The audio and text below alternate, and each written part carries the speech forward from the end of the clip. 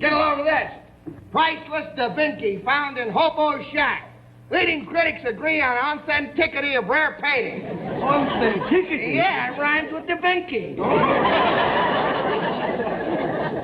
It might do you good to know that there were a few art critics here earlier today. Daddy, look, I must have that painting. It's an obsession. No, it's not. It's a Da Vinci. All right, I'll give you $1 million. I'll give you $1 million for that worthless painting. No, I'm sorry. I would have given it to you for the first 10 that you offered me, but you tried to cheat us, and that's what we won't stand for. We won't work with crooks. That's why we live here. We're living a clean life. Red Skelton still brings to mind old-school television, rubber-faced characters, and the kind of broad, clean comedy that once made him one of the most beloved entertainers in America. For years, he seemed like a man built to keep laughter going no matter what was happening around him. But behind that familiar grin was a home life touched by grief in ways most viewers never fully understood. His son Richard's illness shattered the family at the very height of Red's fame. And years later, his former wife, Georgia, met a tragic end of her own. Before we start, tell us in the comments which part of Red Skelton's story you find most heartbreaking, the loss of his young son or the later tragedy involving Georgia. Beneath the clowning and applause was a man who outlived some of the people he loved most, and that's the true tragedy of Red Skelton's wife and son who died before him. Long before television turned him into a household name, Red Skelton came from a life that was anything but easy. He was born in Vincennes, Indiana in 1913, and hardship followed him early. His father died before he was born, and the family fell into deep poverty. As a boy, Red sold newspapers, worked odd jobs, and discovered that making people laugh could do more than earn attention. It could change the mood of a room. He left school young and moved through medicine shows, showboats, burlesque, and vaudeville. That rough early training gave him timing, flexibility, and a gift for physical comedy that never really left him. He could fall, stumble, pantomime, and improvise in a way that felt spontaneous even when he had done a bit for years. That style would later make him a star on radio, in films, and then on television. His first marriage to Edna Stillwell also shaped his rise. She did more than support him. She wrote material, managed his career, taught him subjects he had missed in school, and helped turn his raw talent into a professional act. After their divorce, Red eventually married Georgia Davis in 1945. Together, they built the kind of family life that seemed to match his public image. Their daughter Valentina arrived in 1947, and their son Richard was born in 1948. By the 1950s, Red was no longer just a successful comedian. He was one of the biggest names in entertainment, juggling radio, films, and a hugely popular television show. From the outside, it looked like he had finally reached the secure, happy life that had eluded him as a child. Richard's fight. Pretty spectacular hat, Richard. Can you tell us something about all the things you have on it? Well, we got it in Stockholm, and every place we go, we pick up some medals. And, Can you take it off and point out a few of the things to us? well, this we got in Rome, I think. Yeah, no, No, that was in Paris.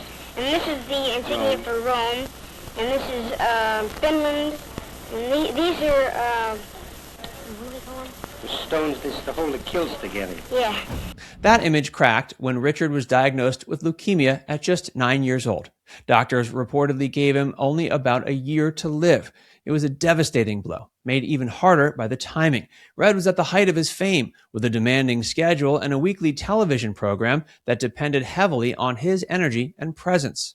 Instead of explaining the full seriousness of the illness to Richard, Red and Georgia tried to protect his remaining time from dread. They wanted him to enjoy what he had left rather than live in fear of a future he was too young to carry. They even worked to keep details of his condition out of the American press, hoping to preserve some privacy for the boy and some normalcy for the family. Red stepped away from work when he could and focused on Richard. One of the most touching parts of the story came when the boy became fascinated with Pompeii after seeing The Last Days of Pompeii on TV. Red arranged a family trip to Europe that included not only sightseeing, but consultations with doctors. It was part medical effort and part final adventure. During that trip, Richard also had a private audience with Pope Pius XII and received a papal blessing. That moment stayed with him. For a child living under the shadow of a terrible illness, it became one of the great high points of his short life. For his parents, it was likely one of those rare moments when hope and gratitude pushed back against the fear. The last days. For a time, Richard went into remission, but it didn't last. After the family returned home, the leukemia came back more aggressively. The final stretch was brutal. Richard's veins had been damaged by repeated transfusions, and by the end, he had an IV connected through his leg. Even so, the adults around him still tried to keep the mood as warm and ordinary as possible. Only 10 days before his 10th birthday, Red sat at his son's bedside and looked through a Sears Roebuck catalog with him. They talked about birthday gifts and a small cookout Richard wanted with only 2 or 3 friends. It was not a grand party he asked for. It was something simple, almost painfully ordinary, which makes the scene even sadder. What Richard seemed most focused on, though, was Mother's Day, which was the next day. He asked his father, quote, "Daddy, will you get Mama that red blanket for Mother's Day? I don't suppose they'd let me out of here with this cut on my leg." He was talking about the IV. It was such a childlike request, but it also carried a quiet awareness that he would not be able to do these things himself. Later, when his sister Valentina came to say goodbye, Richard reportedly told her, quote, "You'd better hurry up." His parents had never told him outright that he was dying, but that line suggests he understood far more than they hoped he did. A little while later, he suffered a final hemorrhage, fell into a coma, briefly woke, and whispered, "I can't see. Everything is fuzzy." Richard died on May 10, 1958 at 8:36 p.m., 10 days before his birthday. He was only 9 years old. Red and Georgia stayed in the room with him afterward, surrounded by his toys, a stuffed dog he had loved for years, and a packed bag he had prepared in case the family took another trip. That detail says everything about the hope he had tried to hold on to. After Richard's death hit the family with enormous force. Red returned to his show not long after, but nobody close to the situation believed he was ever really the same. Publicly, he kept performing. Privately, the loss stayed with him. Even years later, profiles described him as still deeply shaken by Richard's death. The family eventually moved to Palm Springs, though Red kept the Bel Air home for work in Los Angeles. On the surface, life continued. The show remained successful for years, and Red kept doing what he had always done, which was perform. But grief does not vanish because a camera is on, and it certainly does not disappear because the audience is laughing.